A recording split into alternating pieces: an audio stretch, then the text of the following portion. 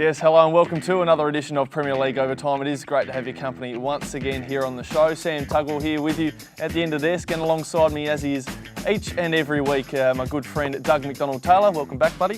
Thanks, Sam. Good to be here. Thanks for tuning in, everyone. And another big guest this week, Sammy. Of course, we always bring the biggest of guests, and this week from the West Adelaide Bearcats, he is the men's head coach. And he is, of course, Graham Kubank. A very warm welcome to you, mate. Thanks, guys. Thanks for having me. Of course. So lovely to have you here. We're going to get stuck into your game as well as all the rest in just a moment as we take a look at the round 17 results. And look, South scored a couple of nice relieving wins over Centrals at home the other night. That was very good for them on home court. North took care of the Mavs at their Beyond Blue fundraiser day on Sunday over. That was a very good one. That's on Austral Sports as well. Check out the highlights. We already know about the Eagles winning last week against the Warriors. That happened Sunday previous. So first, let's just check out the Nord and Sturt matchups from the weekend. And Doug, I tell you what, this was huge. Mars was set alight on Saturday night. A cracking men's match to start off with. However, the home crowd went home a little bit disappointed because I guess earlier on in the season you would have first thought that maybe this is a good win leading in for Norwood playing against Sturt, but they went home a little stunned knowing that the Sturt Sabres have now won 7 out of 9. They won by 5 points against the Flames. It was a very strong display. That's twice in 4 weeks now that the Flames have lost at home. Not very often that you see that.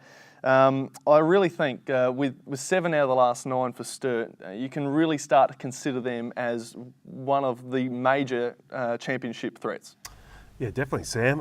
Look, this game lived up to the hype, and it's given us a little bit of a taste for what we can expect in finals. We had 10 players in double figures, Sam, and look, a little bit of an upset, but I think a few people would have thought Sturt might have snuck a win here, and although the road home prediction from last week has already gone out the window, so we've got that wrong.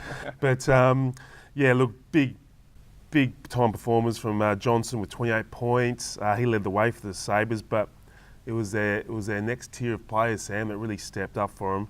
They had 5 guys in double figures. Lee and White definitely won the backcourt battle against Benny Howe and Andrew Webber, so that was key to the victory. Their captain, Tim Klassen, 18 points as well, and Turnbull off the bench with 10. But they shot the ball at 56%, Sam, which is very good, especially against a quality opposition. And look, the Flames will be going away looking at that, thinking, look, we probably didn't apply the right amount of pressure. I mean, as a coach, Graham, if a team scores 56% from the field against you, surely you can't just sit back and go, gee, they had a really good shooting night. Surely you have to look within and think to yourself, well, we clearly didn't have our defence right where it needed to be. Yeah, for sure. I mean, that's one of our benchmarks is that we try and keep teams under 40% per quarter. Different teams score at different rates. Forest, for example, will rack up a lot of points quickly. But if they're shooting it quickly and they're missing, then we figure we get the ball back and go down the other end. But so percentages to us is very important.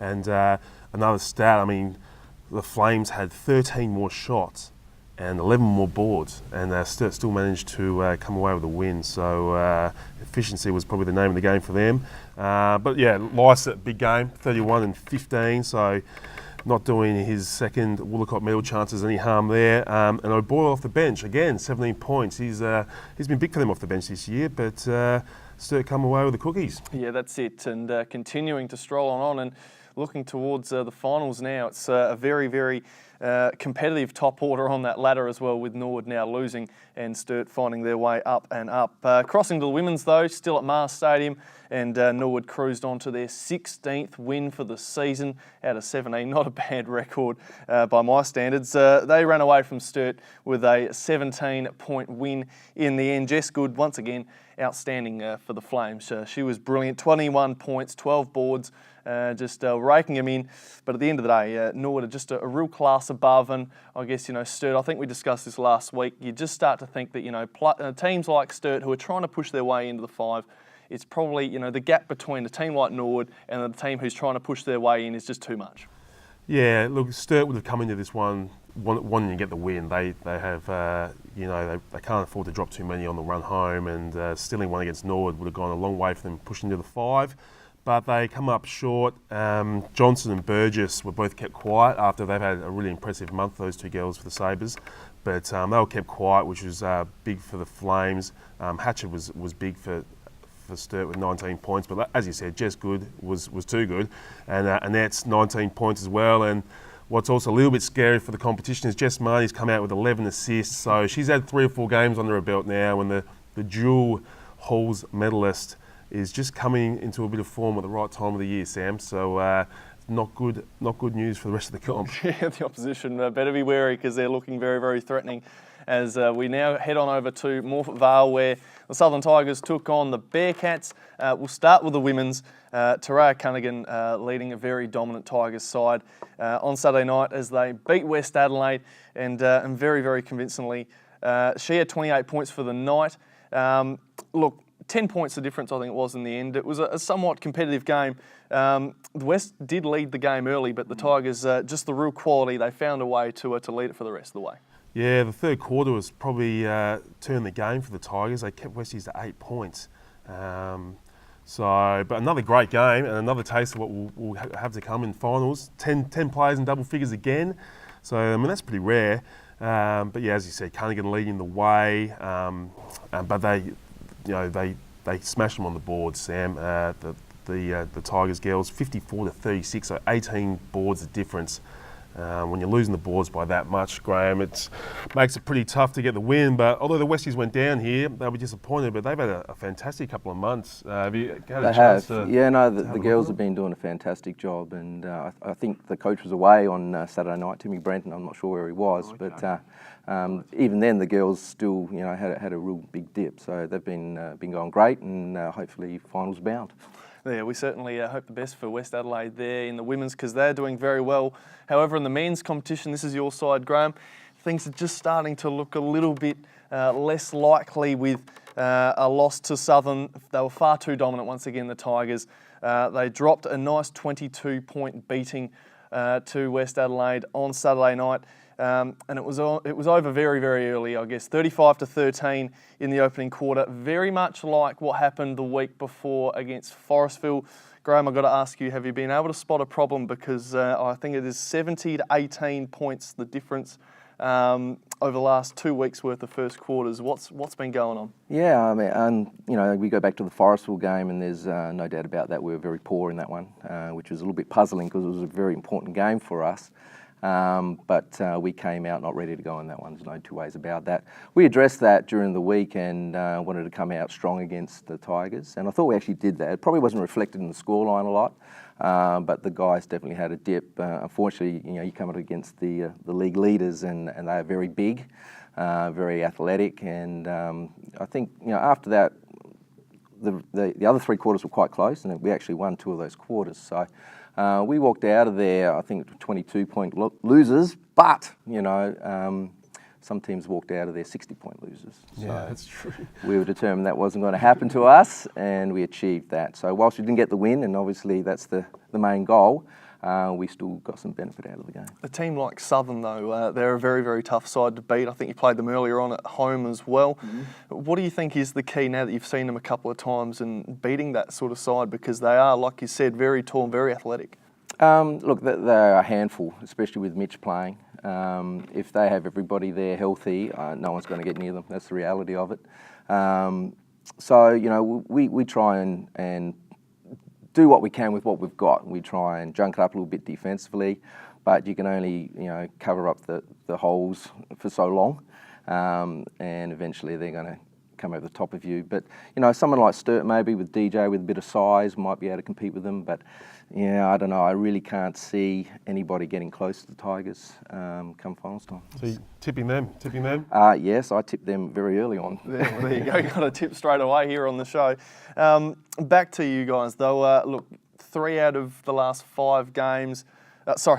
You are 3 wins out of the 5 is what I'm trying to say here from my notes, with 4 games to go. Now, that's going to require a fair bit of luck, I think, to slide into the 5. I mean, mathematically, it's still doable, but unlikely. and that's probably where our talent level lies. I'm sort of focusing on now that come the end of the season, if we don't make the finals, that we have a positive win-loss record, and we can still do that. And be the best team outside of that top 5. Nobody else is going to finish with a positive record. So we've got a lot of young kids, and we're sort of blooding them now in these last few games as well. So it's been where I thought we'd be at. Well, let's just speak a little bit more about yourself now, Graham, because you've been involved at the Bearcats now for quite a while. 4 years as assistant coach. This is, I think, your 5th year now. So yes, yep. First year as head coach. Gee, the last 5 years must have been really difficult in terms of heading into finals, and then, you've suffered 2 grand final losses and a couple of other knockout final games as well.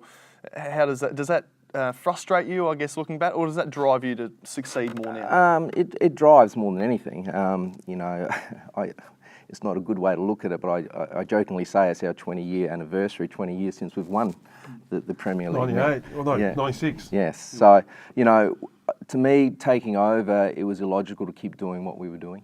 20 years is a long time, so we needed to approach it from a different angle. And we've sort of put our faith in a lot of our kids who have gone to college.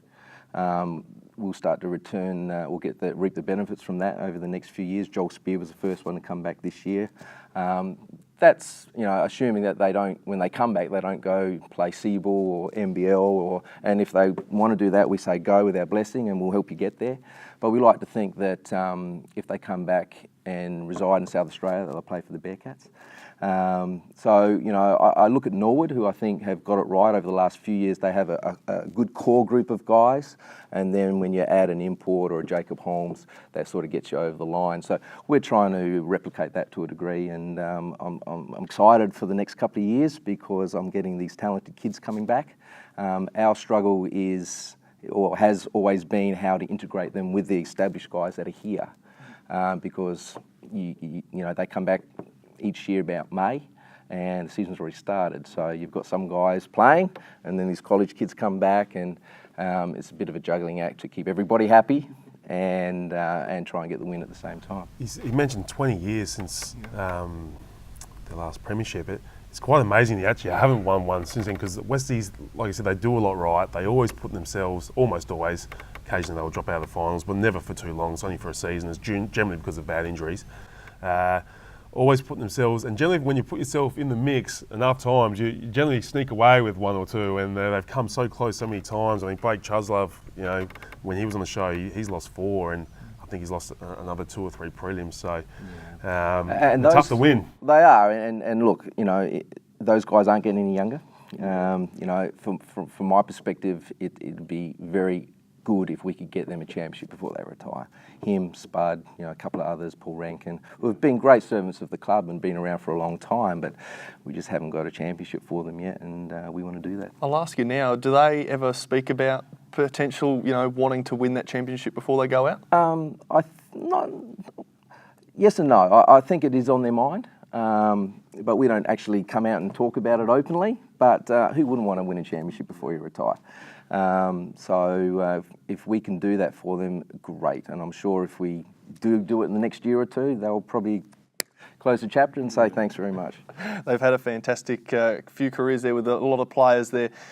As you also spoke of, the younger players, the depth that you've got there is fantastic. The amount of players that are heading off to college and doing other things is fantastic, one of which is Tom Kubank, of course. Very, very talented young man. Off to North Dakota in the off-season. Very exciting times. I'm sure you've heard all about that, playing for the Royals. Yeah, I mean, he came back this year, and I would actually like to see a bit of a structural change in the whole competition, to be honest, so we can accommodate the college kids a bit more. I think we've got 7 kids overseas right now. They'll start to filter back over the next few years, and there's that core that I speak about. But the way it's sort of structured at the moment, it's really hard to bring them in and then they have to leave before finals because they've got to go back for their next year of college. I think that if you're going to have a really good competition, you need to structure the competition to accommodate these players. Not just from our club, and there's other clubs who have got kids in college as well. But we have a flat-out policy that if you come back and you're not going to be available for finals, then you can't play in the Premier League team. We just play you in the reserves competition. We sort of got caught out with that a couple of years ago with Paddy Thomas, and certainly wasn't his fault, but a week before the grand final, he had to go to college.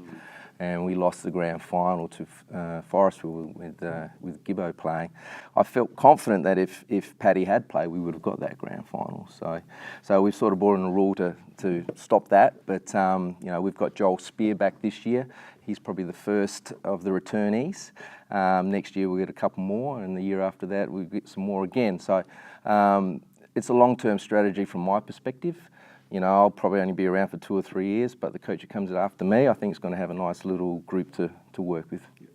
Doug, you would have seen plenty of Graham play as well, because he was a player himself. Yeah, look, Graham had a fantastic career in obviously, would have been the State League, but also in the NBL, over 170 games, over 3 teams. Wouldn't mind hearing a little bit about your time, especially in Adelaide. You came in 87, I believe, so just after they won the championship. Yeah, that was my first year. That was your first year, and you up until had, I think, 6 years with the Sixers. No, it wasn't quite that. 5? No, I think it was only 3, to be honest. But I also played, before that I was playing with Illawarra. Yeah, the Wollongong. Yep, and also played up in Townsville. So your time here was, you had, that was in the transition to the Powerhouse? Yes, yeah. yes. So what was that like? Because that was when the Sixers came to the Powerhouse, it was at its absolute peak, 8,000 seats, filled every game just about. What was that? Yeah, it was. Yeah, exactly. Well, I played in the very first game that was ever played here. But the old Apollo Stadium was a really intimidating venue for opposition teams, because the court was right. The spectators were right courtside, and it was a really intimidating atmosphere. When you go to the bigger venues, because the crowd is a little bit further away from the floor, it doesn't quite have the same impact, even though obviously you've got more people in the venue. But it was time. Obviously, we'd outgrown Apollo Stadium and needed the higher capacity. But the NBL, as we all know, has had its ups and downs over the years. But I tell you what, this year coming up for the Sixers and for the whole league is very exciting. I remember, speaking of Apollo Stadium, I remember being there watching you play a game. I think it was the Perth Wildcats, and you're up most of the game. And then they snatched the lead towards the end, and right at the last minute, last second, we had the ball, and there was a shot, and it hit the ring. It actually went over the backboard. Correct. Didn't hit anything. Mark Davis was able to get his hand on it, flicked it back. So it's gone over the backboard. He's flicked it back to you, I believe. Yeah. And we were down by 1, and just for a little sort of 3-footer jump shot for the win. And I mean, I only held 2,000 people, I think, but that was as definitely as the crowd I've heard. Yeah, well, it wasn't actually meant to happen like that. I still remember we had a timeout and Don Shippo was coaching, and basically my job was to get out of the way. And they drew up a play, and I think Daryl Pearce was meant to end up with the shot. Now, I think he had the shot, and it, as you said, hit the ring, went over the backboard, and Mark Davis just grabbed it, didn't touch anything, so it wasn't a violation, and just threw it back in. Next thing it's landed in my hands, and an instant reaction, I just shot it, and luckily it went in. So, yeah. A nice little history of Apollo. Also, so going from the Sixers up to Townsville, that was they first started. They were the Suns back then, and you were the inaugural captain. Yep. And playing with a Lithuanian, you'll have to pronounce, forget. Rimas Kurtinaitis. Tell us a little bit of that experience. Yeah, I mean, that was the first experiment, if you like, of bringing in a European player as an import rather than typically an American. And Rimas was a great guy, but there were some challenges. Totally coming from a different style of play to what we were used to here in Australia.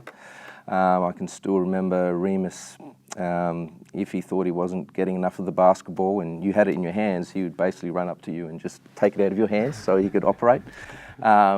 But he was great, and I can still remember a game here. I think it was our first road win. We played the 36ers. Yeah, I was at that game. Yeah, and I think Phil Smythe was guarding him actually, and then he really tore up Phil. And Phil, as we know, is one of the best defenders in the league. And that was our first away win. So yeah, it was a new franchise. It's always hard to get the wins on the board early, but it was a great time. And unfortunately, they don't exist anymore, which is really disappointing for me. Yeah. Also, you were known as a hard-nosed defender. You definitely, you played both ways, but I think you averaged just shy of 10 points for your whole NBL career, which is a pretty good effort. But you were known as your defender. I mean, we had Daniel Mee in a couple of weeks ago, and he said he named Aaron Trahair as the toughest guy to guard. Who you come across, late 80s, early 90s, the league was stacked with great scorers. Give us a couple of names that you had to go up against. Oh, well, I had to do what I had to do. I was a role player. I wasn't greatly talented. I can't jump over a credit card. So, Another feeling. For me, I had to find a way to compete, and defensively I could offer stuff, and, I could shoot the ball a little bit. That was about it for me. I could, guard. I found myself defending Ricky Grace to Andrew Vlahoff to Crawford, and to do that you've got to give it everything. But if you want to know, the toughest player would have been Andrew Vlahoff. I just could not guard him. He too strong and too big, and I used to rely on the bigger guys. They would often show you the ball when they were turning, and hack it out of their hands.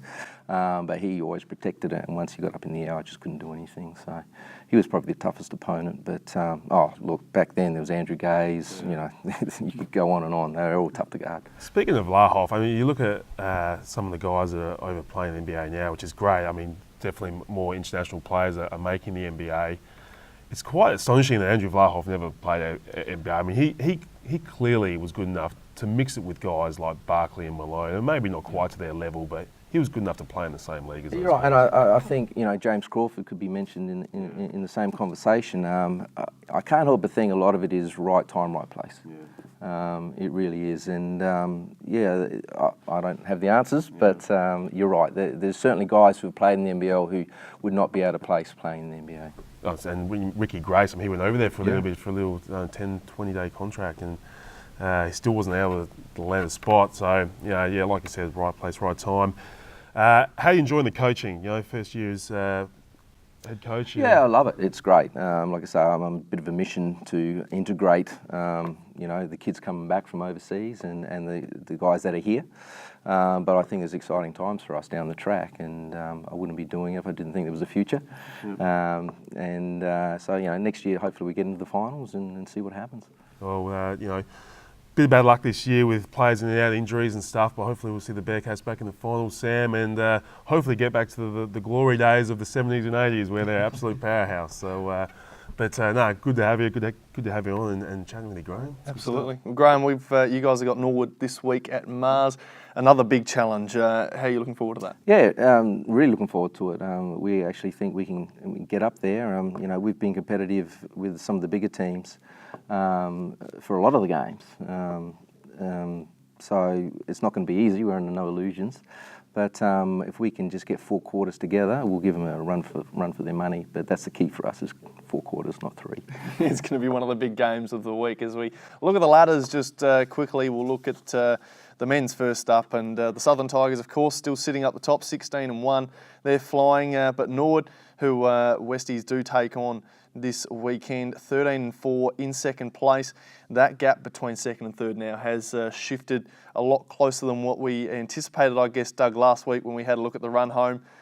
So now Woodville slowly just creeping on in and have a couple of games where they can probably try and snatch their way back into second, possibly. Do you reckon that could be done? Well, they've got Southern this week, Sam, so that's going to go a long way to deciding where Woodville finish. They've got Sturton Forestville game behind them, and Norwood the game in front of them, so they could finish anywhere between second and fifth, and that will have a huge outcome in finals, because the double chance is big. Very rare does a team win it from fourth or fifth. So although it does happen, and this could be one of those years because it's quite tight, but a big couple of weeks for Woodville. It's going to be very exciting, especially come finals time, because like you said, it is very much contested and anyone can really take this one out. As we look at the women's, Norwood 16-1 as well up the top. The records are actually exactly the same across first to fifth in both men and women, which is funnily enough. So the Tigers open up an opportunity to try and take on North for second spot as well, and then the Bearcats and Eagles underneath as well. And heck, the Sabres are still in it. They're just one game out as well, Doug. So, look, they've got North on the weekend at home. That's going to be a challenge for them. But if they win, the reward is true. the reward will be big because Westies, you'd have to think, will go in underdogs against Norwood, obviously. So fair chance they'll drop that. So they could find themselves tied with Westies come this time next week, Sam. So, they'll be disappointed with the loss with Norwood. But, if they can get this week, although that won't be tough with Joe Hill leading the North Adelaide Rockets into the finals. So they're up against it. But, some good basketball this week. And it's going to go a long way just to see the final standings. Round 18, of course, coming up this Saturday. And we've got 4 games and one on Sunday up at Mount Barker. So starting off with Norwood taking on West. That's at Mars Stadium, 6:30, of course, as is Southern and Woodville. Then Sturton North, Centrals and Forestville. And then it's the Eastern Mavericks and South Adelaide on a Sunday afternoon up at Mount Barker. So those are the games coming up. Doug, I'm sure you'll be at one of them. Which one would you like to go to this weekend? Oh, look, I generally check out the Eagles games, Sam, but there's some really tight affairs. I mean, Norwood West, that's a cracker doubleheader. Southern and Woodville, especially in the men's, that's finals basketball there. But Sturton North, I reckon, is probably the one. Bit of history there, and especially in the women's, that's going to go down the wire, I reckon, Sam, at Pasadena. You're just scared of a road trip up to Starplex, aren't you? Just to follow the Eagles. Yeah, I think even the Eagles manager has gone overseas for this one. So Sweens, I think he might have taken the week off. Doesn't like going up there. So. Of course, some very good contests on the weekend, so we're looking forward to all of them. As I guess we get set to sign off for another edition of the show. It's been very nice to have your company at home. Doug, great to have you here, of course. Thanks, Sam. Good to be back and getting into the interesting part of the season, Sam. So I'm looking forward to the results this week. That's it. And Graham, thank you for coming on. Thanks, guys. Graham. Appreciate it. Thank you very much. Great to have you here. Cheers. Thank you. And we will catch you at home, of course, in another edition of the show next week. So we can't wait for you to tune in then. So from us here at the desk, it's bye for now.